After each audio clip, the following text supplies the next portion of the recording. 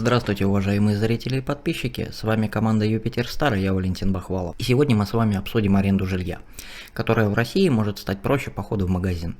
В России появится единая онлайн-платформа по аренде жилья. Все договора будут регистрироваться в специальной информсистеме, расчеты тоже через приложение. Съем жилья в России может стать проще похода в продуктовый магазин. Схема серых конвертов и риски мошенничества скоро останутся в прошлом. В правительстве началась разработка единой государственной информсистемы, которая объединит всех участников рынка, владельцев жилья, потенциальных клиентов и государства. Всего одно приложение с понятным интерфейсом и десятки функций. Например, для оформления договора аренды больше не понадобятся услуги риэлтора. Для потребителей это будет платформа, на которой можно будет без всяких специальных навыков и специального образования получить договор, подписать договор, обеспечить двумя кнопками направление его на регистрацию, оплатить этот договор. С какой скоростью выполняются поручения президента, стоит только позавидовать. Система разрабатывается с учетом выгоды всех сторон. ГИС будет включать не только услуги заключения договора, но и регистрацию арендаторов по месту проживания. Для тех, кто снимает жилье, это обозначает безопасность. Риск, что владелец квартиры в любой момент попросит собрать чемодан, исключается. Контроль рынка аренды жилья, по мнению экспертов, улучшит и работу управляющих компаний. Сегодня по жилищному комплексу управляющая компания обязана вести реестр жильцов.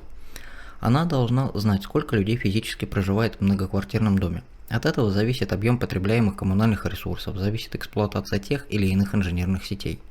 То есть условно, как часто на лифте будут ездить, но никто не смотрит, сколько человек прописано, но не пользуется своей недвижимостью в единицу времени.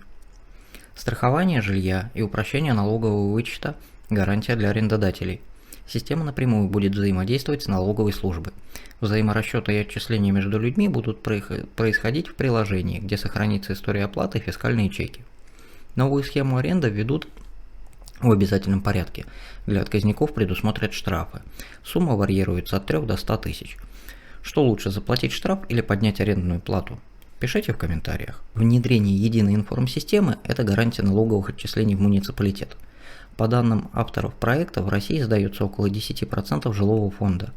Около 80% из этого числа неофициально. По подсчетам экспертов, контроль рынка аренды жилья сможет привлечь свыше 160 миллиардов рублей в год. Налоги направят на благоустройство городов. Это обрадовались автомобилисты. Теперь-то города будут красивые, без ям на дорогах. Вот обрадовались пожилые люди, которые выживают на пенсии, ведь сдача в аренду для них – это прибавка к этой пенсии. Новый законопроект планируют рассмотреть до конца весенней сессии. Цифровая платформа начнет работать уже в следующем году. В первую очередь к системе подключат жителей Москвы и Санкт-Петербурга. Но, как заявляют в правительстве, это не пилотная версия, а поэтапное внедрение. К 2023 году официальная регистрация сдачи жилья коснется всех жителей страны. Наконец-то возрадовались арендаторы. Мы ведь будем защищены. А то на что нам придется платить на 13, а то и на 20% больше. Это же хорошо, значит кушать будем через день. Будем стройные, не надо будет тратиться на фитнес. А какой еще штраф может прилететь? Глава ФНС Даниил Егоров сообщил, что граждан, зарабатывающих арендой, легко вычислить по объявлениям о сдаче жилья в интернете. Ждать ли массовых проверок арендодателей на предмет уплаты НДФЛ? Программу, анализирующую объявления о сдаче квартир, мы недавно разработали для одного банка, которого арендодатели интересуют как возможные клиенты, сообщил научный руководитель факультета информационных технологий и анализа больших данных финансового университета Борис Славин. Подобный сервис ФНС может сделать себе за полгода, но он позволит узнать только о желающих сдать квартиру, с которыми потом можно работать. Дальше чистая арифметика. Теоретически отделить добросовестных арендодателей от тех, кто экономит на НДФЛ, тоже несложно.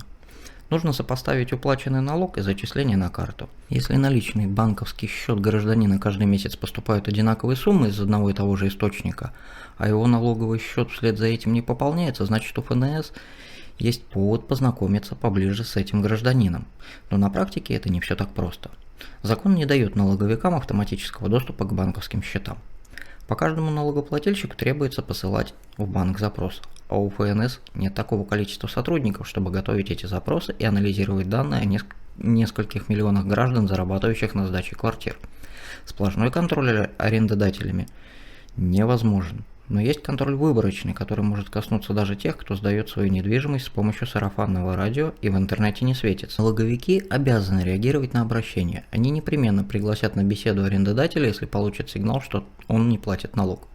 Информируют ФНС обычно граждане и организации, у которых с хозяином квартиры возник конфликт. Это могут быть соседи, недовольные тем, что жильцы арендной квартиры мусорят и шумят. Это могут быть мстительные квартиросъемщики, которым пришлось съехать после резкого повышения платы. Это может быть управляющая компания, исчерпавшая все возможности. Выбить долг за ЖКУ – заявление в налоговую, опробованный прием, который используется при разделе семейного имущества или назначении алиментов.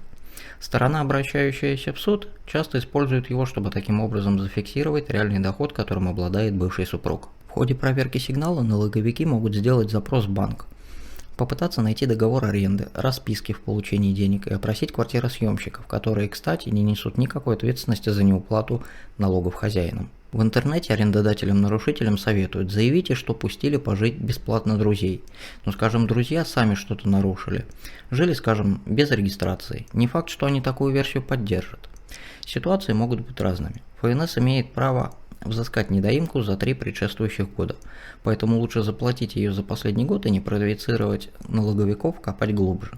Кроме недоимки по НДФЛ, гражданам, умышленно скрывающим свои заработки, грозит пеня и штраф в 40% от долга. К мелким арендодателям такие санкции применяются нечасто, так как сбор доказательств получения арендной платы наличными требует много сил. Но налоговая политика ужесточается, поэтому спокойнее зарегистрироваться самозанятым и платить налог, составляющий всего 4% от дохода. Очевидный плюс официальной аренды и в том, что возникает законное право требовать соблюдения всех договоренностей от нанимателей. Не случайно по белому все чаще сдаются квартиры с хорошей отделкой и мебелью. Однако нет ли в режиме для самозанятых подводных камней? Несколько лет назад, когда для снижения налога с дохода арендодателя регистрировались ИП, юристы предупреждали, что если в будущем владелец-предприниматель захочет такую квартиру продать, даже по истечении 5 лет владения, он заплатит по полной НДФЛ и никакой экономии не получит. А самозанятый? Опасности попасть в налоговые ножницы больше нет. С 2019 года законодательство изменилось, и теперь предприниматели могут сдавать свою жилую недвижимость без налога, независимо от того, сдавали они ее в аренду или нет. То же самое относится и к самозанятым. Решать вам. Все остальные обсуждения в комментариях. Нам важно знать ваше мнение. С вами была команда Юпитер Стар. Я Валентин Бахвалов. До встречи в следующих видео. Юпитер Стар.